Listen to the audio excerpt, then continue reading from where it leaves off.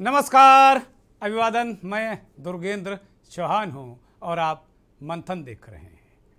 आज हम दो मुद्दों पर बात करने वाले हैं। पहला मुद्दा होगा मध्य प्रदेश का, जहां कांग्रेस पार्टी ने वहां की मौजूदा भारतीय जनता पार्टी की सरकार के खिलाफ अविश्वास प्रस्ताव पेश किया है। तो उत्तर प्रदेश में निकाय चुनाव की तारीखों को लेकर क्या पेंच फंसा है, ये देखने वाली बात है। सुनवाई कोर्ट में चल रही है।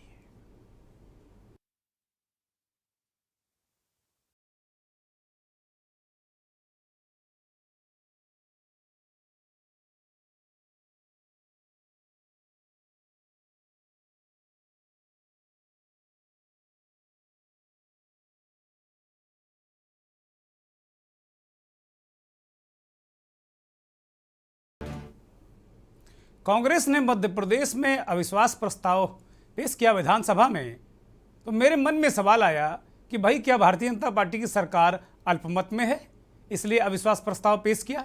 मैंने अपने कई साथियों से सवाल भी पूछा और मध्य प्रदेश में के न्यूज़ के लिए काम कर रहे जो वरिष्ठ साथी हैं उनसे भी ये सवाल पूछा। अवधेश चंद्रवंशी हमारे स्टेट हेड हैं, उन्होंने इसका समाधान किया कि कांग्रेस ये जानती है कि उसके पास ना तो बहुमत है और ना भारतीय जनता पार्टी की सरकार अल्पमत में, लेकिन 51 बिंदुओं का एक आरोप पत्र अविश्वास प्रस्ताव के साथ विधानसभा के पटल पर रखा गया है। उसे देखकर ऐसा लगता है कि अब कांग्रेस भी दिमाग लगाने लगी। क्यों नहीं लगाएगी भाई, सभी के पास दिमाग है। यह 51 सूत्री बिंदु चुनाव में बीजेपी को घेरने का कोड होंगे। बड़ी बड़ी महत्वपूर्ण बात बताई गई है कि भाई ये कोड होगा बीजेपी को घेरने के लिए कि भाई आपने क्या किया, क्या नहीं किया। और इन्हीं बिंदुओं पर वो अविश्वास प्रस्ताव के जरिए जो कांग्रेस पार्टी है वहाँ विपक्ष में है, सशक्त विपक्ष है, वो चाहती है कि ये 51 बिंदु जो हैं जिनमें भारतीय जनता पार्टी फंस सकती है, उन बिंदुओं को उस पर वो चर्चा कर सकती है। शीतकालीन सत्र के दूसरे वर्किंग डे में कांग्रेस के इस अविश्वास प्रस्ताव ने ठंड में एक तरीके से गर्मी का एहसास करा दिया। भीषण ठंड है, कोहरा है पूरे उत्तर भारत में, मध्य प्रदेश में भी है, लेकिन इस प्रस्ताव ने राजनीतिक गर्मी पैदा कर दी है। कांग्रेस आखिर अविश्वास प्रस्ताव के जरिए सिद्ध क्या करना चाहती है, ये सवाल है। ये अपने आप में एक बड़ा सवाल है, क्योंकि एमपी में चुनाव की उल्टी गिनती शुरू हो चुकी है, अगले वर्ष चुनाव है। ऐसे में अविश्वास प्रस्ताव का कोई खास मकसद तो नज़र आता नहीं है, लेकिन जिन बिंदुओं पर कांग्रेस ने बीजेपी का ध्यान दिलाना चाहा है वे जरूर वहां की जनता के लिए बेहद महत्वपूर्ण है। और ऐसा लगता है, ये तस्वीर जो प्रेस कॉन्फ्रेंस कर रहे हैं ये सज्जन कांग्रेस पार्टी के प्रदेश अध्यक्ष रह चुके हैं, मंत्री रह चुके हैं, शर्मा जी, वास्तव में अपने आप में ये बहुत महत्वपूर्ण बात है और बड़ी प्रमुख बात है कि कांग्रेस उन मुद्दों को विधानसभा के पटल पर लाइमलाइट में लाकर ये चाहती है कि वो मुद्दे विधानसभा चुनाव जो है अगले वर्ष उसका विमर्श बने। कांग्रेस के नेता और सरकार में मंत्री रह चुके जीतू पटवारी ने इस पूरे मसले को पत्रकारों के समक्ष रखा और उस पर गृह मंत्री नरोत्तम मिश्रा, जो मध्य प्रदेश के गृह मंत्री हैं, उन्होंने क्या कहा, ये दोनों बयान एक के बाद एक सुनिए, फिर इस पर मंथन करेंगे।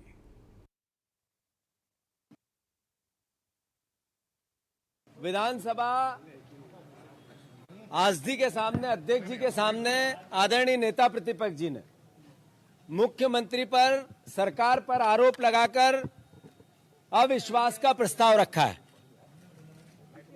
नियम, कानून और प्रावधानों के अनुसार, परंपराओं के अनुसार लोकतंत्र में विपक्ष का, नेता प्रतिपक्ष का, विधायकों का, विपक्ष का अधिकार है कि कमियों के साथ सरकार के आरोप का सवाल पूछे और सरकार जवाब दे और उस पर जो सदन के सदस्य निर्णय ले और वो निर्णय सर माथे हो। हमें अपेक्षा है, हमें आशा है, विश्वास है कि वो अविश्वास का प्रस्ताव ग्राह्य होगा अगर नहीं होता है तो मुझे विधानसभा की आसदी पर यह दुख होगा। नेता प्रतिपक्ष जी के सामने मैं बड़े दुख से और बड़ा माफी मांगते हुए अनुरोध करना चाहता हूं कि अध्यक्ष जी की भूमिका संदिग्ध होगी। जब अध्यक्ष जी की भूमिका ही संदिग्ध होगी तो सदन, ये लोकतंत्र का मंदिर, इसमें विपक्ष के विधायकों के अधिकारों की रक्षा कैसे होगी। हमें आशा है या तो विश्वास प्रस्ताव आज ग्रह होगा, अन्यथा अविश्वास आसदी के खिलाफ आएगा। सभी सम्मानित सदस्य सार गर्भित चर्चा कर अविश्वास प्रस्ताव पे जो विधानसभा अध्यक्ष तारीख तय करेंगे, समवेत सदस्यों ने कहा है चर्चा होनी चाहिए तो चर्चा होगी।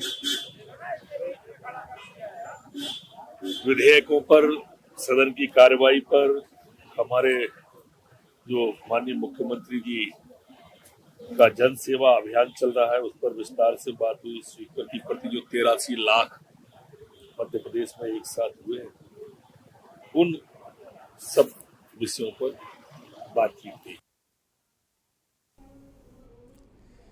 नरोत्तम मिश्र बहुत सहज भाव से कह रहे हैं, लेकिन अब देश में ज़्यादातर विधानसभाओं में अब वो स्थिति बची नहीं है। विपक्ष को पूरे देश में ऐसा देखने को मिल रहा है कि पूरे देश में विपक्ष को, जो विपक्ष है वो सत्ता पक्ष के खिलाफ मुखर होकर बोल नहीं पा रहा है।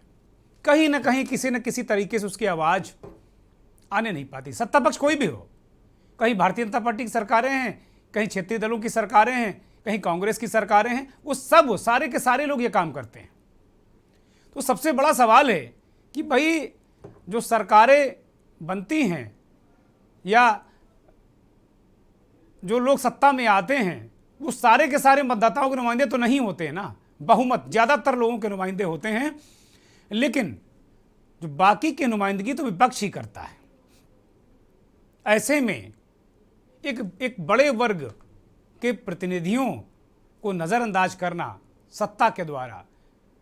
और एक बात और मेरी समझ में नहीं आ रही, जैसे अभी कांग्रेस पार्टी के नेता जीतू पटवारी ने इस बात को कहा कि अगर ये प्रस्ताव स्वीकार नहीं होगा तो जाहिर सी बात वो विधानसभा अध्यक्ष के खिलाफ प्रस्ताव लाएंगे और ये मानेंगे कि भाई जो विपक्ष के विधायक हैं, विपक्ष है, उसके अधिकारों का संरक्षण करने में जो संवैधानिक पीठ है, विधानसभा अध्यक्ष की कुर्सी, वो सक्षम नहीं है। बहुत सारे सवाल उन्होंने उठाए हैं और अध्यक्ष की भूमिका पर भी कांग्रेस उंगली उठा रही है। अभी पूरी तरह नहीं, लेकिन वो कह रही कि अगर ऐसा हुआ तो हम बहुत दुख के साथ इस बात को कह रहे हैं।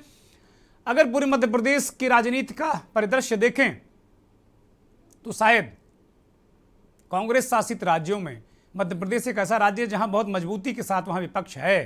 कांग्रेस विपक्ष में मजबूती के साथ भूमिका का निर्वहन कर रही है और शीतकालीन सत्र के लिए कांग्रेस जबरदस्त तैयारी करके आई है, इसमें कहीं कोई संदेह नहीं। दूसरा दिन था शीतकालीन सत्र का, तो कांग्रेस पार्टी तैयारी करके आई है और उसके नेता अपने अपने तरीके से चीज़ों को कर रहे हैं। और ये गोविंद सिंह जी की तस्वीर है। डॉक्टर गोविंद सिंह ये नेता प्रतिपक्ष हैं, गृह मंत्री भी रहे दिग्विजय सिंह की सरकार में।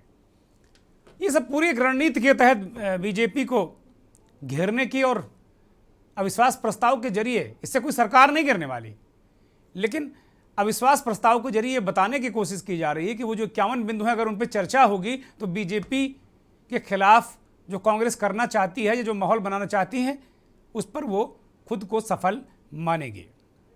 मेहमान हमारे साथ जुड़ रहे हैं। फिलहाल हमारे साथ भारतीय जनता पार्टी के विधायक मध्य प्रदेश से नारायण सिंह जी जुड़ गए हैं। सिंह साहब, बहुत स्वागत, बहुत धन्यवाद और बहुत आभार आपका के न्यूज़ पर आने के लिए और के न्यूज़ को वक्त देने के लिए। नारायण सिंह जी, मेरा यही सवाल है कि सदन में जो कांग्रेस पार्टी है, विपक्ष है, वो एक तरीके से सवाल पीठ पर भी उठा रही है, विधानसभा अध्यक्ष पर भी उठा रही है। आप बहुत ही पुराने नेता हैं, बड़े पुराने विधायक हैं, ये अविश्वास प्रस्ताव का जरा मायने समझाइए। मेरी समझ में नहीं आया कि अविश्वास प्रस्ताव क्यों ये लेकर आए हैं, क्योंकि ऐसा मुझे लग नहीं रहा कि भारतीय जनता पार्टी की सरकार अल्पमत में है। ये मकसद क्या है कांग्रेस का? नारायण सिंह जी। जी, देखिए, कांग्रेस पार्टी अपने अंतर्विरोध से जूझ रही है। हर एक नेता अपने आप को स्थापित करने में लगा हुआ है कि इसके अंक कितने बड़े हैं। केंद्र के उनके नेतृत्व के सामने ये होड़ लगी है। मध्य प्रदेश में शिवराज जी की सरकार चैन से चल रही है, कहीं कोई दुविधा नहीं है। कांग्रेस पार्टी के जो प्रतिपक्ष के नाते जो अपनी भूमिका अदा करना चाहिए, कांग्रेस तो सदा भागती है उससे। और विश्वास प्रस्ताव के माध्यम से वह उन सब चीजों को कुरेदना चाहती है जो उनकी अपनी सरकार की कमियां रही हैं 1.5 साल के अंदर, 1.25 साल के अंदर। जब से शिवराज जी की सरकार बैठी है, नारायण जी वो अपनी कमियां क्यों कुरे देंगे? नारायण जी वो अपनी कमियां क्यों कुरे देंगे? वो तो आपकी कमियां कुरे देने के लिए हैं, विपक्ष आपकी कमियां कुरे देने के लिए है। एक दूसरे के सामने अपने आप स्थापित करने की, अपन जानते हैं मध्य प्रदेश, आप जानते हो कि इस समय कमलनाथ जी और दिग्विजय सिंह जी, गोविंद सिंह जी की भी आपस का कितना तालमेल हम जानते हैं। और हर कोई चाहता है नेतृत्व मुझे मिले। इस कारण ये जो है अविश्वास प्रस्ताव ताबड़तोड़ इन्होंने फैसला किया है। 2 दिन के अंदर ये तय हुआ कि अविश्वास लाया जाए। और माननीय अध्यक्ष जी ने भी मंथन के बाद ये तय किया ठीक है चर्चा हो जाए, सत्ता पक्ष को कोई तकलीफ नहीं है। लेकिन हमने देखा सदन में जब जब भी कांग्रेस ने अविश्वास लाया या किसी मुद्दे पर बहस की है, माननीय मुख्यमंत्री का जवाब सुनने को तैयार नहीं होते, भाग जाते हैं सदन छोड़ करके। ये इनकी परंपरा रही है। तो ये सब बिंदु पे चर्चा करेंगे और भाग जाएंगे उत्तर लेने के समय, ये इनकी परंपरा है। नहीं, ठीक बात है, ठीक बात है। नारायण सिंह जी, आप तो पुराने नेता हैं, विधायक हैं, सदन की कार्रवाई को बहुत भली भांति अच्छी तरह समझते हैं। ये ऐसा क्यों करते हैं भाई? मान लीजिए हम अगर, क्या अविश्वास प्रस्ताव का इनका मकसद क्या है? मैं ये जानना चाहता हूं। इस सवाल का जवाब मुझे नहीं मिल पा रहा है। मकसद कुछ है नहीं इसमें, बहस के लिए बहस करना है।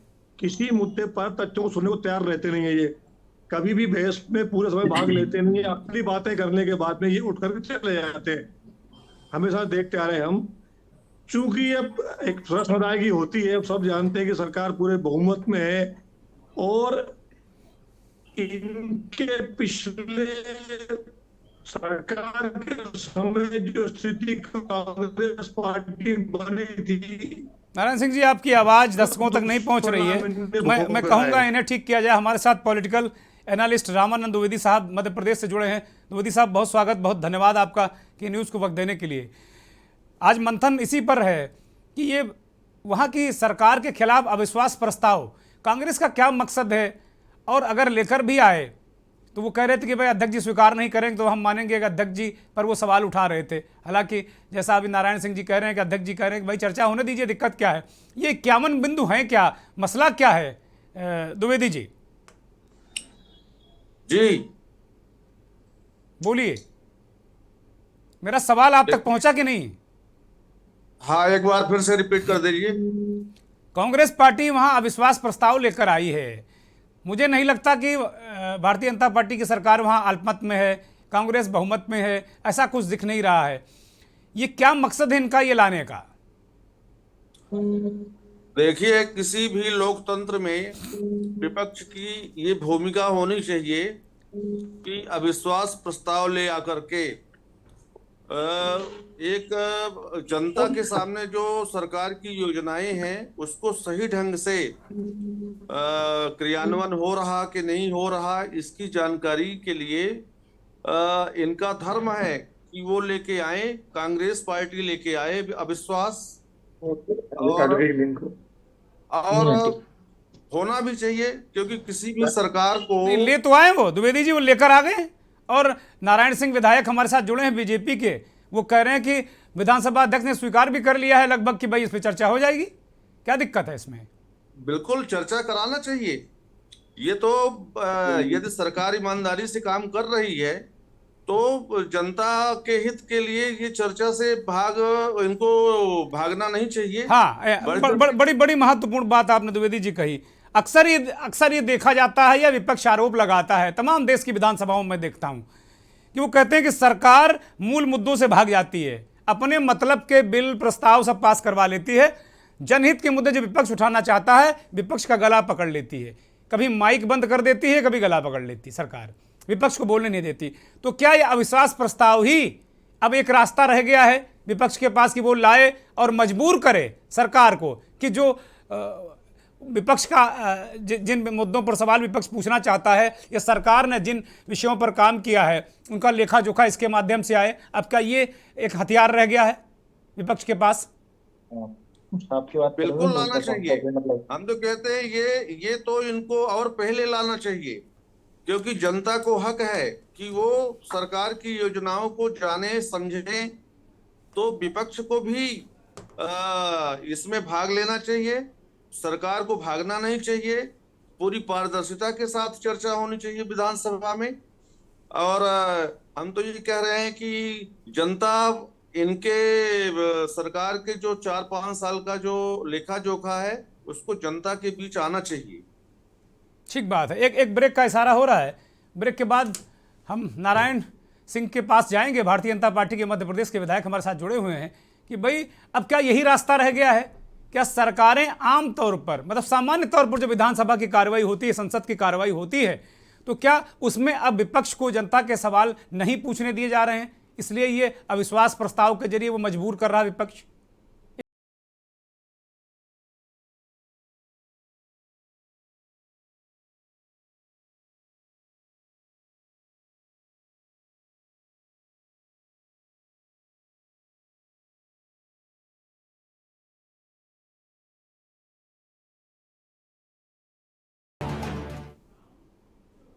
मंथन में यही बड़ा सवाल कि क्या अब विपक्ष को विधानसभाओं के अंदर, संसद के अंदर, क्या अब एकमात्र उसके पास हथियार रह गया अविश्वास प्रस्ताव? इसके जरिए वो जनता की बातें करेगी, क्योंकि विपक्ष का सीधा आरोप है कि सरकार जनहित के मुद्दों पर चर्चा कराना ही नहीं चाहती, भागती है। कभी विपक्ष का गला दबा देती, गला घोंटती, माइक बंद करती, इस तरह के बहुत सारे सवाल हैं। और मध्य प्रदेश के जो विधानसभा का सत्र चल रहा शीतकालीन, उसके परिप्रेक्ष्य में हम बात कर रहे हैं और हमारे साथ मध्य प्रदेश से मेहमानों का पैनल लगातार जुड़ा हुआ है। अभी नारायण राणे विधायक हैं भारतीय जनता पार्टी के मध्य प्रदेश, हमारे साथ जुड़े हुए हैं। नारायण राणे के, माफ़ कीजिएगा, नारायण सिंह के पास जाएंगे हम और इस बात को उनसे जानने की कोशिश करेंगे कि भाई राजनीतिक विश्लेषक द्विवेदी जी कह रहे हैं कि ये तो होना ही चाहिए, तो क्या सरकारें विपक्ष को उनके सवालात नहीं पूछने देती?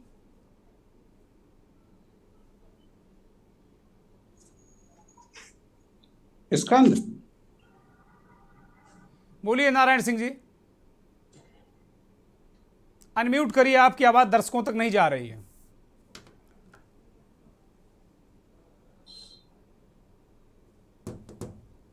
हेलो। हाँ बोलिए नारायण जी, बोलिए। आ रही आवाज? हाँ दर्शक सुन रहे हैं, बोलिए।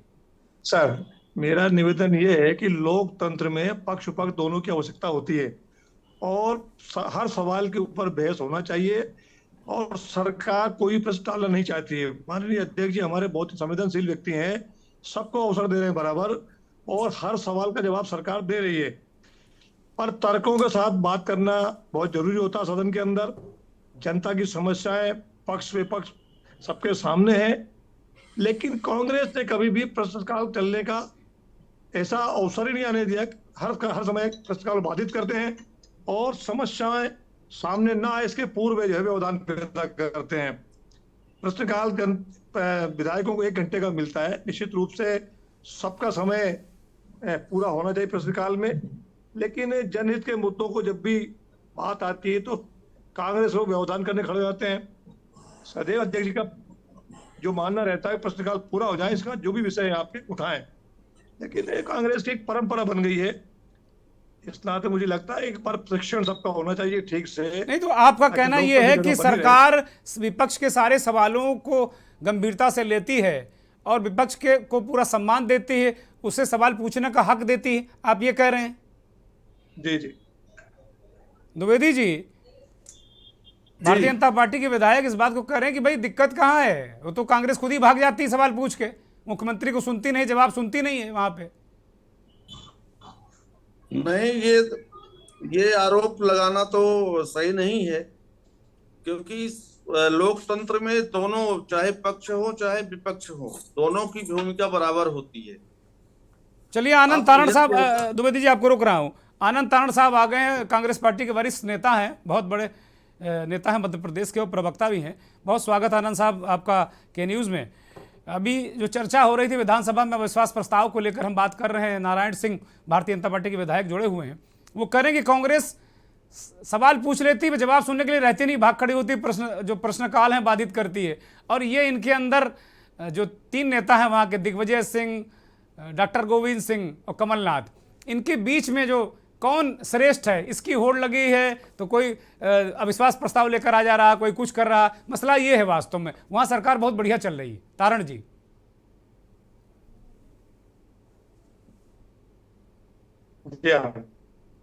तारण जी जवाब दीजिए। मुझे लगता है कुछ तकनीकी व्यवधान है। अवधेश चंद्रवंशी हमारे स्टेट हेड जुड़े हुए हैं वहाँ से।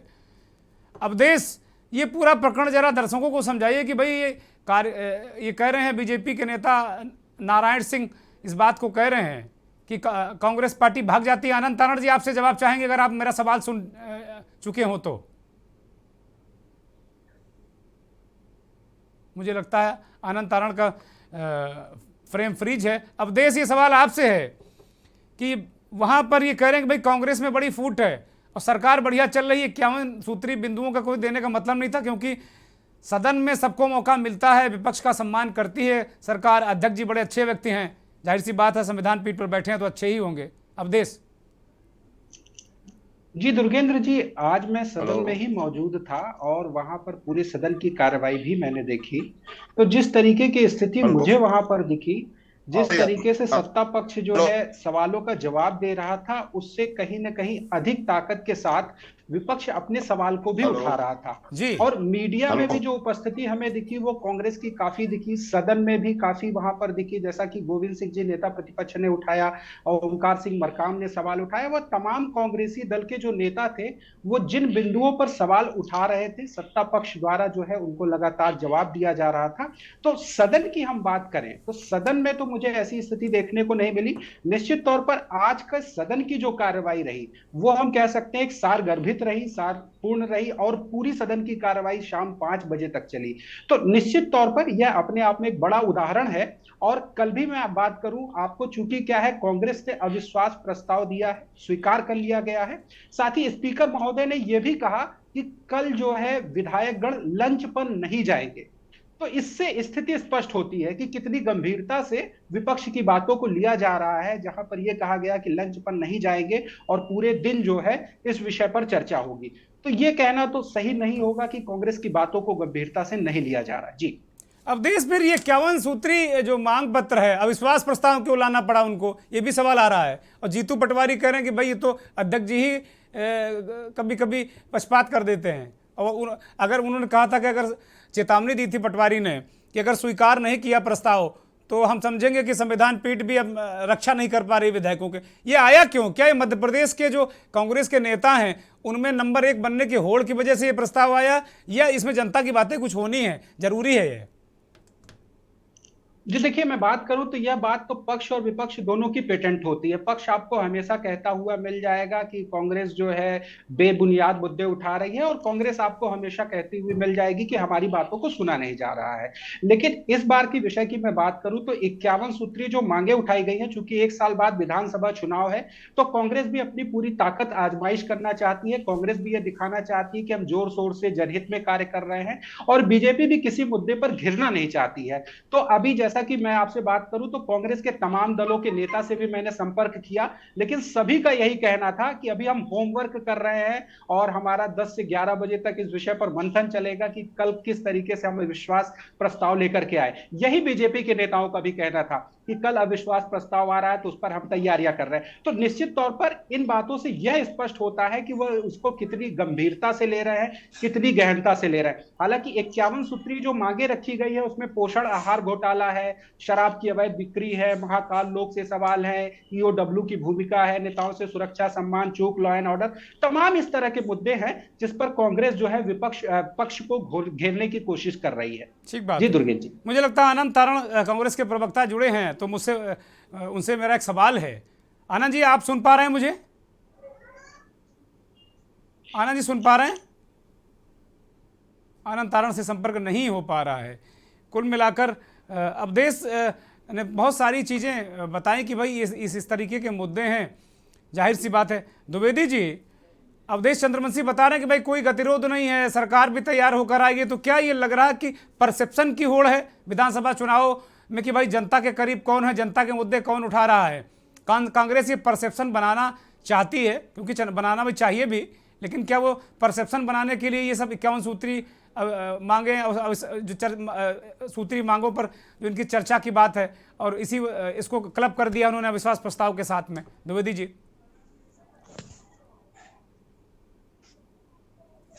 अनम्यूट करिए, आपको दर्शक सुन नहीं पा रहे हैं।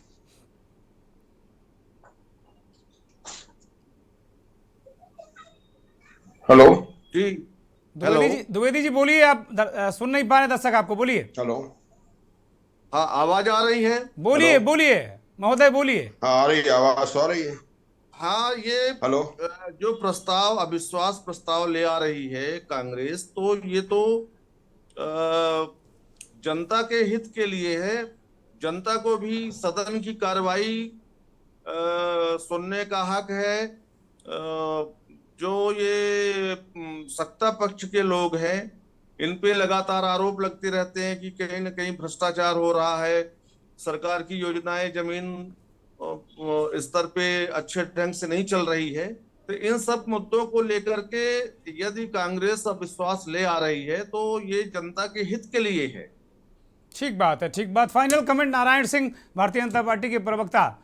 नारायण सिंह जी, सरकार को लेकर कांग्रेस लगातार हमले करती है, निशाने पर रखती है, और अभी बहुत सारे मुद्दे पर वो घेरने की तैयारी करेगी भी। क्या ये परसेप्शन बनाने की राजनीति है कि जनता के हम सबसे बड़े हितैषी हैं? नारायण सिंह, हर नेता ये चाहता है कि मेरी राजनीति शिखर पर रहे। जनता पार्टी की सरकार 18 साल से यह काम कर रही, 19 साल से, और कांग्रेस पार्टी के पास सारा विकल्प खुला हुआ है। अगर भ्रष्टाचार कहीं लगता है कांग्रेस पार्टी को, योजनाओं कमी लगती है, तो तर्कसंगत बातें करके सरकार से प्रश्न करें, सरकार से तर्कपूर्ण उत्तर लें। प्रदेश की जनता के जो मुद्दे हैं, सरकार भी चाहती है अगर कोई कमी है तो विपक्ष की आलोचना सुनने के लिए हम तैयार हैं, उस कमी को दूर करेंगे। लेकिन केवल आरोप लगाने के लिए आरोप लगाना, ये कांग्रेस की परंपरा रही है। स्वस्थ परंपरा ये होना चाहिए, अविश्वास प्रस्ताव लाना कोई बेईमानी नहीं है, बुराई नहीं है। कांग्रेस को लाना चाहिए, पक्ष में बहस होना चाहिए, लेकिन स्वस्थ परंपरा का हम पालन करते रहें और जनता के हितों को ध्यान में रखते हुए हम बहस करें और सरकार के उत्तर की प्रतीक्षा करें।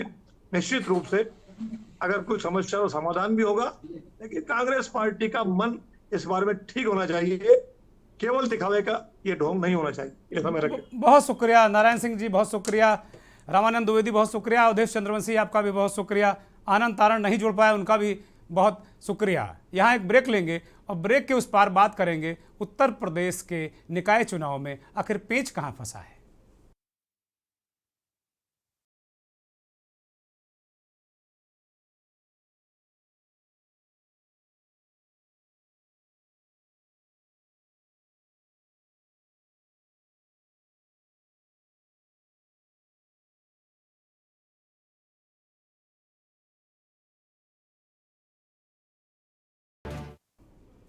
अब बात उत्तर प्रदेश में निकाय चुनावों की। निकाय चुनावों के लिए घर घर सभासदी का चुनाव, पार्षदी का चुनाव लड़ने के लिए लोग, जो इच्छुक लोग थे, वो अपनी बाहें चढ़ा के, कुर्ता पजामा पहन के, चमक के पूरे रव में तैयारियां कर रहे हैं। लेकिन पूरा दिसंबर चुनाव की तारीखों के ऐलान के इंतज़ार में निकल गया और अब तारीखों का ऐलान अब तक नहीं हो सका है। हालांकि अब महज 24 घंटे का इंतज़ार है और उसके बाद निकाय चुनाव का रास्ता साफ हो जाएगा। ये तय हो जाएगा कि निकाय चुनाव कब होंगे। फैसला उच्च न्यायालय की लखनऊ खंडपीठ के पास सुरक्षित है। किन किन तारीखों में चुनाव कराया जाएगा, प्रक्रिया निर्वाचन आयोग को पूरी करनी है, लेकिन आभास इस बात का हो रहा है कि निकाय चुनाव मार्च के अंत या अप्रैल के प्रथम सप्ताह में तक खिंच सकते हैं, ऐसा आभास हो रहा है। हालांकि अभी कुल मिलाकर निकाय चुनाव के बारे में हाई कोर्ट का जो फैसला है वो नहीं आया है। ओबीसी आरक्षण को लेकर कई रिटें पीआईएल दाखिल की गई हैं और उन पर कोर्ट सुनवाई कर रहा है। पूरा प्रदेश टकटकी लगाए हुए है तारीखों के इंतजार में और कम से कम निकाय चुनाव लड़ने जा रहा है उम्मीदवारों की सांसें अटकी हैं, कयासों के दौर हैं। अभी तक जो जाति अनुक्रम आया है बाहर, उसके मुताबिक लोग तैयारी कर रहे हैं। कहीं लग रहा है कि आरक्षण न बदल जाए। कयासों के दौर है कि जनवरी के प्रथम सप्ताह में चुनाव कराए जाने थे, लेकिन ये नहीं हो सके। विभागीय मंत्री की प्रेस कॉन्फ्रेंस भी हो चुकी थी, लेकिन ओबीसी आरक्षण को लेकर मामला कोर्ट में घसीटा गया और पेच फंस गया। सबसे निचली पंचायत के चुनाव बेहद अहम होते हैं। यहीं से भविष्य के विधायक, सांसद, नेता बनते हैं। यहीं से लोकतंत्र का बीज रोपा जाता है।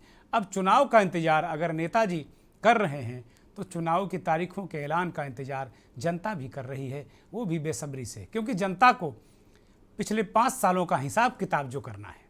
इन चुनावों में बहुत से मेयर, नगर पालिका के चेयरमैन, नगर पंचायतों के चेयरमैन, सभासद, पार्षद, बहुत सारा उनका हिसाब किताब भी करना है। और बहुत सारे ऐसे लोग हैं जिनके लिए जनता ने मन में जगह बना रखी है कि इस बार चुनाव होगा तो इन्हें जिताएंगे या ये हमारे नुमाइंदे हो सकते हैं। भारत में चुनाव हमेशा एक लोकतंत्र का उत्सव ही रहा है और निचले स्तर का चुनाव थोड़ा कुछ ज़्यादा ही कांटे का और उत्सवी माहौल हो जाता है। जनता इसमें अच्छा खासा इन्वॉल्व होती है और पूरा मज़ा भी लेती है। इस पर हम चर्चा करेंगे और सबसे बड़ा सवाल ये है कि आखिर चुनाव में देरी का खलनायक कौन है। आखिर कौन लोग नहीं चाहते कि चुनाव में देरी हो और चुनाव मार्च तक खिसकें। मार्च का मतलब है फाइनेंशियल ईयर एंडिंग तक। अब मामला फाइनेंस का लग रहा है। बहुत सारे लोगों ने इस तरह की बातें बताई कि मामला फाइनेंशियल है, खींचने की वजह फाइनेंशियल भी हो सकती है। समझ तो आप भी गए होंगे, लेकिन कि मेरा इरादा और इशारा क्या है। निकायों का बहुत सा पैसा अभी इस्तेमाल नहीं हुआ है। चुनाव में देरी का खलनायक कौन है, आखिर कौन लोग नहीं चाहते हैं, ये बहुत सारे सवाल हैं। मेहमानों का पैनल हमारे साथ जुड़ गया है। कांग्रेस के प्रवक्ता चंद्रेश कुमार जी हमारे साथ जुड़े हैं। बहुत स्वागत, बहुत धन्यवाद चंद्रेश जी आपका। भारतीय जनता पार्टी के प्रवक्ता दीपक सोनकर भी हमारे साथ जुड़े हैं। सोनकर साहब बहुत स्वागत, बहुत धन्यवाद। और उत्तर प्रदेश की नब्ज को समझने वाले बहुत ही वरिष्ठ पत्रकार, राजनीतिक विश्लेषक नवेद सिको साहब हमारे साथ लखनऊ से जुड़े हैं। नवेद साहब बहुत स्वागत, बहुत धन्यवाद और बहुत आभार के न्यूज़ को वक्त देने के लिए। मंथन के जो ये दूसरा सेगमेंट है, इसकी शुरुआत नवेद साहब से करते हैं। नवेद साहब, कहाँ पेच फंसा है? बहुत कई दिनों से लोग कह रहे हैं पेच फंसा है, पेच फंसा है। कोई कह रहा मामला फाइनेंशियल है, कोई कह रहा कुछ है, बहुत सारी याचिकाएं, लेकिन कोर्ट तो सबूतों और दलीलों, गवाहों के आधार पर ही चलता है। तो कोर्ट ने कहा कि भाई PIL गलत दाखिल की गई, इसमें आज मामला मुलतवी हो गया। शाम तक सुनवाई होती रही, देर शाम तक। अब कल तक कुछ उम्मीद है कि कल तक फैसला हो जाएगा कि चुनाव अभी होगा, मौजूदा OBC आरक्षण जारी रहेगा, 2017 वाला आरक्षण लागू होगा, क्या होगा? बहुत सारे सवालात हैं। मुझे लगता है कि आप मेरे दर्शकों को समझाइए कि मसला क्या है, पेच क्या है।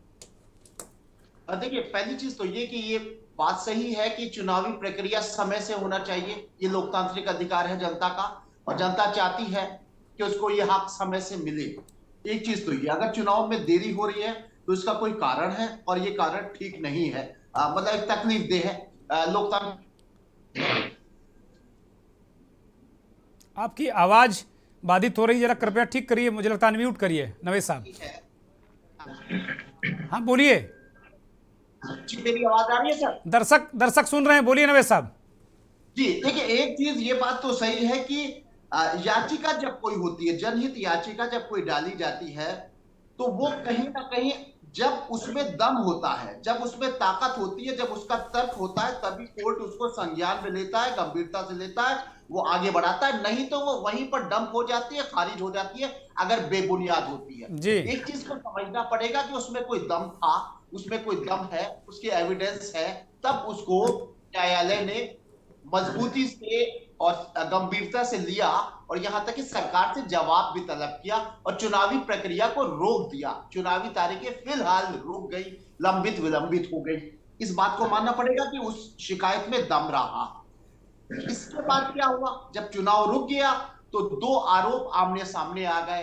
पहले भाजपा प्रवक्ता आए, भाजपा के मौर्य जी तक ने, इतने ताकतवर है, सरकार की एक बड़ी हस्ती है, कहा कि भाई विपक्ष जो है वो इस तरीके से चुनाव को रुकवाने की कोशिश कर रहा है।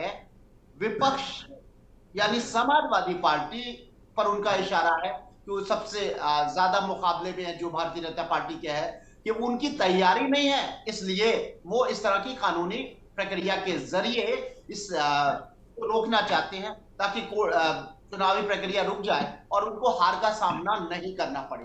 दूसरी तरफ विपक्षियों की तरफ से और कई एक्सपर्ट्स भी ये बात कह रहे हैं, कुछ खबरें भी आ रही हैं दबी जबान से कि सरकार ने इसको रुकवा दिया। दोनों तरफ से आ रहे हैं देखिए आरोप। दूसरी तरफ के जो आरोप आ रहे हैं, कहा यह गया कि भाई सरकार ने इसलिए रुकवा दिया कि फाइनेंशियल ईयर चल रहा है, 2 महीने के बाद में पैसा सब लैप्स हो जाएगा। सरकार चाहती है कि पैसा खर्च हो, योजनाएं सामने आए, चुनाव जीतने में आसानी हो, नहीं तो कहीं ना कहीं नाकारापन साबित हो जाएगा कि इस वर्ष में क्या काम किया गया। जो पैसा था वो भी लैप्स हो गया, मार्च के बाद वो पैसा डंप हो जाएगा और उसके इस बीच में चाहते हैं कि उनको मिल जाए, उनको 2 महीने मिल जाए और इस 2 महीनों के अंदर जन कल्याणकारी, जनता को प्रभावित करने वाली योजनाओं को जल्दी जल्दी करें, अपना पैसा खत्म करें। क्योंकि बात सिर्फ निकाय चुनाव की नहीं है, बात इस बात की है भी कि 1.25 साल के बाद लोकसभा चुनाव होने वाला है। निकाय चुनाव को उत्तर प्रदेश के निकाय चुनाव को उत्तर प्रदेश जो लोकसभा चुनाव होने वाला है उसका सेमीफाइनल माना जाएगा। तो जाहिर सी बात है कि एक आरोप इस तरह का भी लग रहा है, आरोप क्या इस तरह की खबरें भी बद जबान में आ रही हैं, बंद मायने में निकल के आ रही है कि सरकार के इशारे पर सरकार के इशारे पर अधिकारियों ने कुछ इस तरह का एरर पैदा कर दिया और जनहित याचिका के जरिए उसको रोक दिया ताकि 2-3 महीने जब उनको मिल जाएं तो वो अपना पैसा जो उनका पैसा बच गया है उसमें योजनाओं को वो लागू करें और वाहवाही ले। ये 2 चीजें आ रही हैं, इन बातों में नहीं जाना चाहिए, वो बातें अलग हैं। मेन बात ये है कि कोई ना कोई एरर है और उस एरर के ऊपर कोई ना कोई खामी रही है। हालांकि ये खामी भी सरकार के सामने ही आती है, सरकार के कम्मेपन पर, अधिकारियों की कमजोरियों पर और उनके काम करने के तौर तरीकों पर ठीक बात है उठाती है कि इतने समय हो गया आज की तारीख में जब उत्तर प्रदेश में पिछड़ों की राजनीति इतने सिराखों पे ली जाती है, पिछड़ों की हमदर्दी हर पार्टी दिखाती है, क्या बसपा क्या नवेश साहब पूरे देश में इस वक्त पिछड़ों की जो प्रचंड राजनीति पूरे देश में सिर चढ़कर बोल रही है, पूरे देश में। जी सर्वे ही नहीं है और कोई 17 का आधार मान रहा है, कोई पुराना सेंसेक्स के आधार पे लिया जा रहा है, जबकि परिसीमन बदल गया है, आबादी बदल गई है, क्षेत्र भर बदल गए हैं, क्षेत्र बदल गए हैं। ये क्या है कि आप कह रहे हो 17 के आधार पर उससे पे 17 को जो है वो पुराने सेंसेक्स के, जबकि होना क्या चाहिए है कि रैंडम का क्या मतलब, आप बाकायदा सर्वे करवाते, जहां पर आप पिछड़ों की राजनीति उनके हुकूक की बात करते हो वहां पर आपको सर्वे कराने में क्या प्रॉब्लम थी। बात सिर्फ बीजेपी की नहीं हो रही है, इससे पहले लेटेस्ट सर्वे ही नहीं है, जबकि परिसीमन बदल गया, सब कुछ बदल गया। आखिर ये एक घड़ियाली आंसू रोए जाते हैं कि पिछड़ों की राजनीति को लेकर या बेवकूफ बनाया जाता है। ठीक बात है। नवेश साहब अगले चक्कर में आते हैं, बड़ी महत्वपूर्ण बातें बहुत सारी इकट्ठा हो गई, आपने बहुत सारी बातें कह दी। दीपक सोनकर, क्या बिना तैयारी के चुनाव कराने की ठान ली? शर्मा जी प्रेस कॉन्फ्रेंस करने पहुंच गए, कोई तैयारी नहीं, कोर्ट में मामला फंसना ही था। भाई कोर्ट तो सबूतों उसके आधार पे करता है। नवेश साहब कह रहे हैं ना कहीं कोई सर्वे है ना कहीं कोई कुछ है, आप लोग कतराते हैं सर्वे कराने, जबकि पिछड़ों को हक हकूक की बात पूरे देश में लगभग सारे दल करते हैं। दीपक सोनकर बोलिए, दीपक सुन पा रहे हैं? देखिए दुर्गेश जी, भारतीय जनता पार्टी तो सबका साथ, सबका विकास, सबका विश्वास करती है, चाहे वो पिछड़े का हो, चाहे वो एससी का हो, चाहे वो सामान्य का हो। रही बात जिस तरीके से चुनाव की तैयारी की है, तो भारतीय जनता पार्टी तो हमेशा से चुनाव की तैयारी में भी रहती है। और जो बात आरक्षण की आ रही है, आरक्षण को लेकर के कहीं किसी को कोई समस्या थी नहीं, आरक्षण की तैयारी की बात कर रहा हूं मैं, ऐसा नहीं कह रहा हूं कि आपके पास पुलिस नहीं है, आपके पास व्यवस्था नहीं। आरक्षण को एक पुख्ता तरीके से करना चाहिए ना दीपक जी। नहीं देखिए, बिल्कुल ठीक बात है आपकी दुर्गेश जी। आरक्षण को जिस तरीके से रैंडम तरीके से किया गया है, और जहां मैंने कहा ना, आरक्षण में जहां किसी को कोई प्रॉब्लम होती है उसके लिए व्यवस्था है, उस व्यवस्था में लोगों ने याचिका दी है, तो उस पर न्यायपालिका में उसकी व्यवस्था चल रहा है। आज उसकी डेट थी, डेट से उसके आगे बढ़ाने का काम किया गया है। हम लोग तो न्यायपालिका पर विश्वास करते हैं, हम लोग तो न्यायपालिका पर भरोसा करते हैं, हम लोग तो सरकारी एजेंसियों पर भरोसा करते हैं कि जिस तरीके से जो एजेंसियां निर्णय करेंगी, जो न्यायपालिका निर्णय करेगी, हम उसको न्यायपालिका पर तो पूरे देश को भरोसा है, उसी के सहारे जी रहे हैं हम सब। दूसरी बात ये महत्वपूर्ण जो आपने जो चर्चा का विषय रखा है कि चुनाव का माहौल कौन खराब करना चाहता है। पेच कहां फंसा है, किसने लटका दिया, ये लंगड़ किसने मारा, शुद्ध भाषा में, अवधी भाषा में लंगड़ किसने मार दिया। जो लोग पतंग उड़ाते हैं वो जानते हो कि लंगड़ कैसे मारा जाता है। आप भी लग रहा मुस्कुरा रहे हैं, पतंग उड़ाते रहे आप। देखिए मैं बिल्कुल पतंग उड़ाते हैं दुर्गेश जी, हम समझ गए। मुस्कुराहट आपकी बता रहे कि आपने लंगड़ मारा है बहुत सारे पतंगबाजों के। जी बताइए। इस नगर निकाय चुनाव में लंगड़ किसने मारा है? जिसको डर सताया है हार का, वो दिख रहा है कि हम लोग नगर निकाय चुनाव में कभी आगे हो ही नहीं पाए। हमेशा से भारतीय जनता पार्टी ने जिस तरीके से अपनी बढ़त हासिल करी है, जब 2012 में मेयर की 12 सीटें हुआ करती थी तो 10 सीटें भारतीय जनता पार्टी ने जीती। जब 2017 में 16 सीटें मेयर की हुआ करती थी, तब भारतीय जनता पार्टी ने 16 में से 14 सीटें जीती। तो लगातार भारतीय जनता पार्टी का जिस तरीके से नगर निकाय पर विश्वास है और उस जनता का भरोसा है, वो जनता का भरोसा दिख रहा है और भारतीय जनता पार्टी की पूरी तैयारी दिख रही है। ठीक बात है दीपक भाई, ठीक बात है। इस चंद्रेश कुमार जी को ले लेते हैं। चंद्रेश जी, वो कह रहे हैं कि भाई जिनको सबसे ज्यादा डर था उन्होंने ये किया। आप तो खैर कतई नहीं हो, सारा समाजवादी पार्टी की तरफ उनका है, क्योंकि आपको तो वो गिन ही नहीं रहे उत्तर प्रदेश में कहीं। चंद्रेश जी, आपकी आवाज नहीं आ रही, अनम्यूट करिए। किसी के गिनने या न गिनने से क्या होता है, हमें मालूम है कि हम उत्तर प्रदेश में हैं और उत्तर प्रदेश में मजबूती के साथ हैं। उत्तर प्रदेश के सभी प्रांतों में हमारे सभी प्रांतीय अध्यक्ष अलग अलग भारत जोड़ो यात्रा निकालकर जनता का विश्वास कांग्रेस पार्टी के साथ जोड़ने की लगातार कोशिश कर रहे हैं। जहां तक मूल विषय है कि आखिर नगर निकाय चुनाव में लेट क्यों हो रहा है, कांग्रेस पार्टी शुरू से ही शासन के विकेंद्रीकरण का पक्षकार रही है और देश के अंदर पूरे विश्व में त्रिस्तरीय पंचायत का जो मॉडल है वो सिर्फ भारत में है, दुनिया के और किसी भी देश में नहीं है। और इसको भी जन्म देने वाली कांग्रेस पार्टी। नेहरू जी ने राजस्थान के नागौर जिले से इसकी शुरुआत की, त्रिस्तरीय पंचायत की।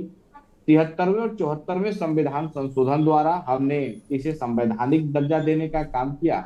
नगर पालिका के अंदर 18 विषय आते हैं और मैं आपको बताऊं कि इन 18 के 18 विषयों को इन्होंने भ्रष्टाचार का अड्डा पिछले 8 साल में बना दिया। हर नगर निगम निकाय में आप चले जाइए, पानी के निकासी की समस्या। अरे 8 साल क्यों कर रहे हैं, ये तो बहुत दिन से काबिज हैं।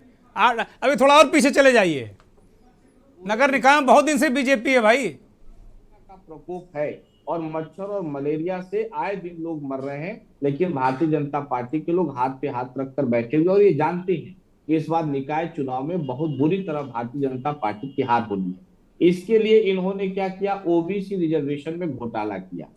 और चंद्रेश जी, एक ब्रेक का इशारा हो रहा है, बड़ी महत्वपूर्ण बात आप कह रहे हैं। ब्रेक के बाद हम आपसे इस विषय पर तफसील से बात करेंगे। एक छोटा सा ब्रेक ले लेते हैं।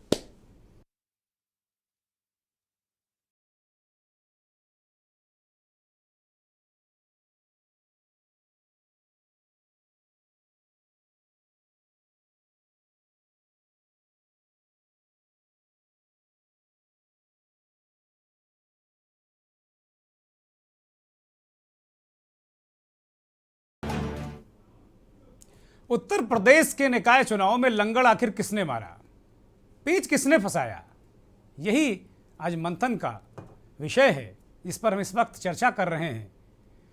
ब्रेक से पहले चंद्रेश कुमार, कांग्रेस पार्टी के प्रवक्ता, ये कह रहे थे कि ओबीसी आरक्षण को लेकर जो कुछ खेल किया है भारतीय जनता पार्टी ने किया है। चंद्रेश जी कंटिन्यू करिए। तो मैं यही बात कर रहा था कि निगम में इस समय पानी निकासी की समस्या, मच्छर की समस्या, मलेरिया की समस्या, सड़क की समस्या ज्यों की त्यों बनी हुई है और 8 साल में ये समस्या का समाधान करने में असमर्थ रहे। निकाय चुनाव को जो निकायों को हम जोड़ दें तो ट्रिपल इंजन की सरकार हम कह सकते हैं, केंद्र में भी है, राज्य में भी है, निकाय में भी है, फिर भी मच्छर और मलेरिया से निजात नहीं पा रहे हैं।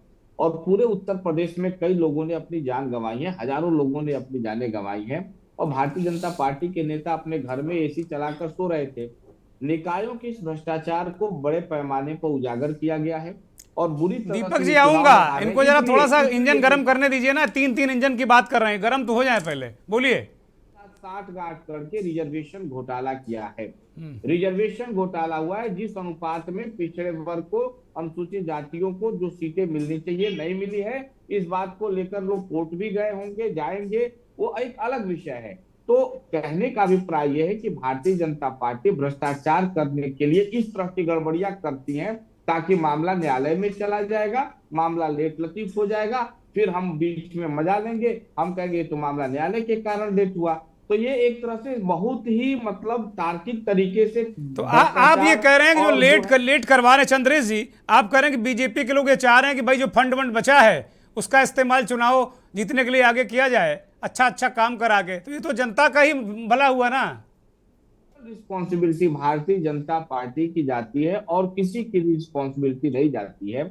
आपने देखा उत्तर प्रदेश पंचायत चुनाव में भी इस तरह का इन्होंने रिजर्वेशन घोटाला किया था, निकाय चुनाव में भी रिजर्वेशन घोटाला हुआ है, प्राथमिक शिक्षक पर भर्ती में भी रिजर्वेशन घोटाला हुआ है।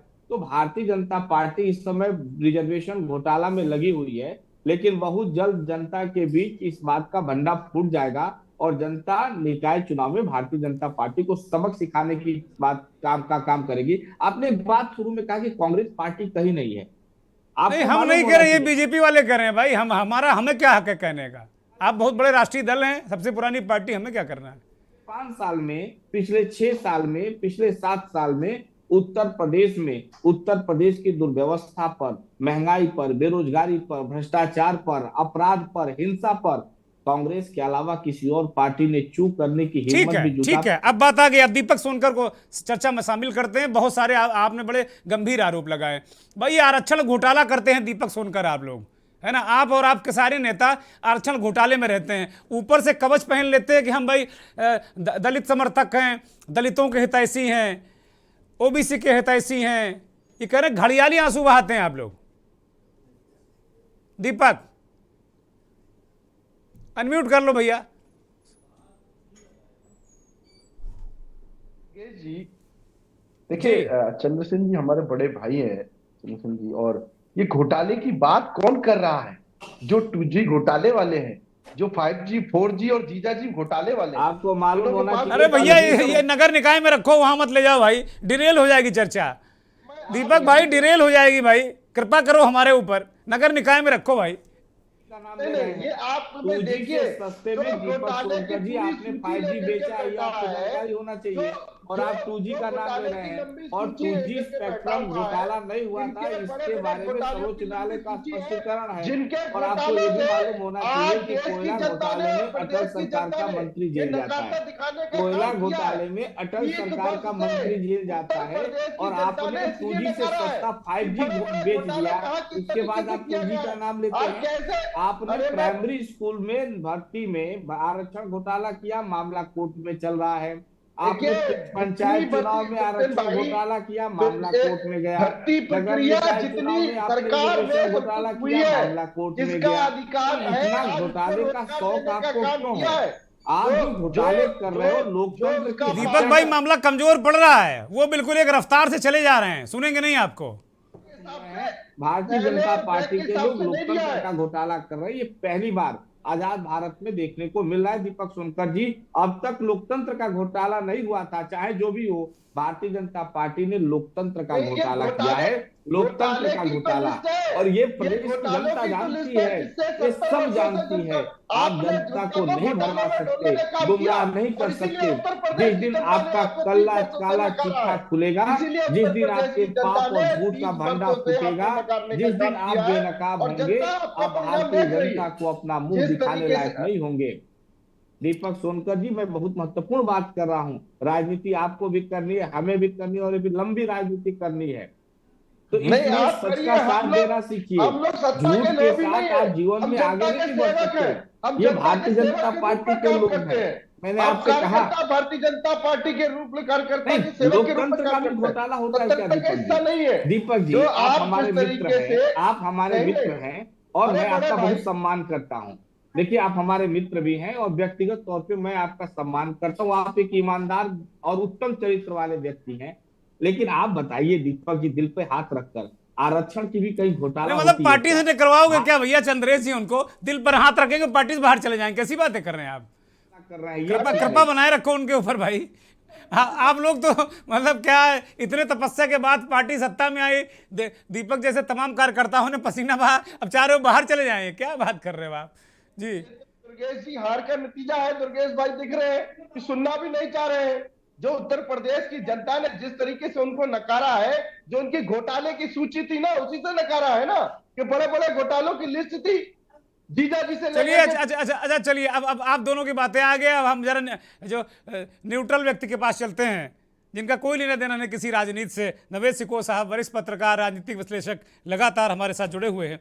नवेद भाई, कांग्रेस कह रहे हैं कि भाई ये तो लोकतंत्र घोटाला है, एक नया शब्द लेकर आ गए, ये 2G 5G AG OG जीजा जी, अब आ गया कि भैया लोकतंत्र घोटाला।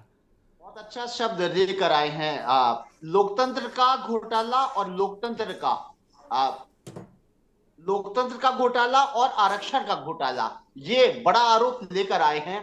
मुझे लगता है कि ये मामला चुनावी नतीजों में भी सामने आएगा। देखिए, आज नहीं तो कल चुनाव तो होगा ही, लेट हो लेकिन होगा।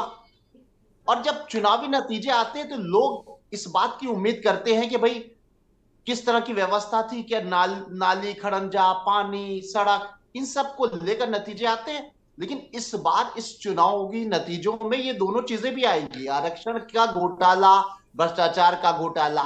मेरे कहने का मतलब है कि क्या भ्रष्टाचार आरक्षण का हुआ या नहीं हुआ, क्या सचमुच अधिकार छीनने के लिए अव्यवस्था हुई आरक्षण और दलितों, पिछड़ों की खासतौर से। अगर ये आरोप झूठे हैं और बेवजह इस तरह के आरोप लगा के चुनाव को में व्यवधान डाला गया, तो भी नतीजों में ये बात सामने आएगी। और अगर लगेगा या फैसले से या जनता को ये लगेगा सचमुच पिछड़ों के हक मारा गया, सर्वे में कोई हीला हवाली की गई, कहीं ना कहीं व्यवस्था में कोई चूक थी और चुनाव में विलंब हुआ, या सचमुच नियत बहुत खराब थी, वो पिछड़ों का और आरक्षण का घोटाला करना चाहते थे, आरक्षण का, या भ्रष्टाचार इसके पीछे था, या क्या था, ये इन नतीजों में नजर आएगा। लेकिन ये बात सही है कि नतीजे, एक दो सेक्शन होगा इस चुनाव के। एक सेक्शन ये कि इस चुनाव को लेकर जो एक विवाद पैदा हुआ, जो कोर्ट में मामला चला और ये लेट हो गया, अभी देखिए कितना लेट होता है, इस विवाद का एक अक्स जो है चुनावी नतीजों में और चुनाव में भी आएगा।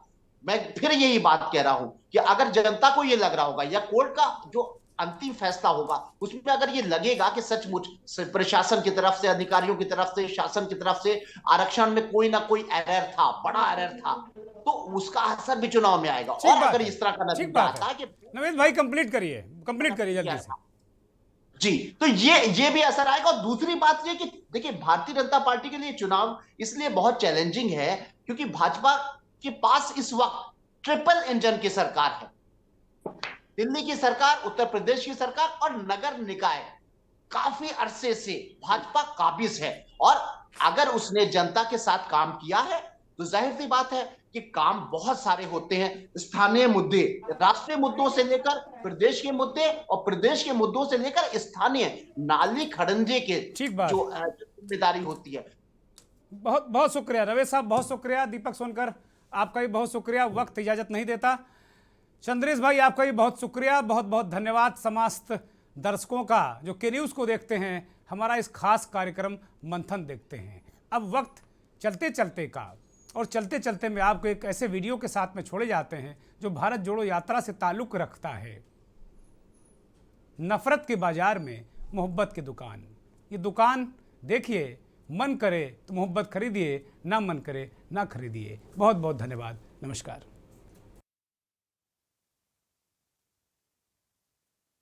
मुझे रास्ते पे अपने दूसरे प्यारे मित्र भी मिल जाते हैं। आमतौर से वो बीजेपी के ऑफिस के ऊपर खड़े होते हैं और मैं क्या करता हूं, मैं देखता हूं, पहले मैं उनसे यूं करता हूं, हाथ ऐसे रखते हैं, और फिर मैं आमतौर से जो आपने मुझे किया मैं करता हूं। तो कभी कभी वो यूं करते हैं, मतलब क्या कर रहे हो तुम? नफरत के बाजार में मोहब्बत की दुकान खोल रहा हूं। आप मुझसे नफरत करो, आप मुझे गाली दो, ये आपके दिल की बात है। आपका बाजार नफरत का, मेरी दुकान मोहब्बत की। और मैं सिर्फ अपनी बात नहीं कर रहा हूं, ये पूरा का पूरा जो संगठन है जिसने इस देश को आजादी दी, महात्मा गांधी जैसे लोग, जवाहरलाल नेहरू, सरदार पटेल, अंबेडकर जी, आजाद, इन सब ने नफरत के बाजार में मोहब्बत की दुकान खोली थी। यही हम करते हैं। तो यह है मेरा जवाब बीजेपी के सब लोगों को, आइए आप भी नफरत के बाजार में मोहब्बत की दुकान खोलना शुरू कीजिए।